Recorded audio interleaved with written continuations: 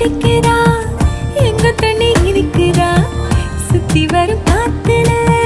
சுட்டு இருள் மடக்குதா முட்டை கோழி பிடிக்கவா முறைப்படி சமைக்கவா எலும்புக கடிக்கையில் என்ன கொஞ்சம் நினைக்கவா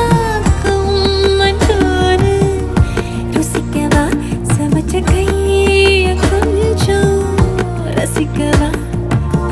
முடக்கத்த ரசம் வச்சு மடக்கத்தான் பாக்குறேன் ரெட்டை தோசை சுட்டு வச்சு தாவ காக்குறேன் முக்கண்ணு நுங்குல நிக்கிறேன் மண்டரி கங்கையை கேட்கிறேன் சர சர சார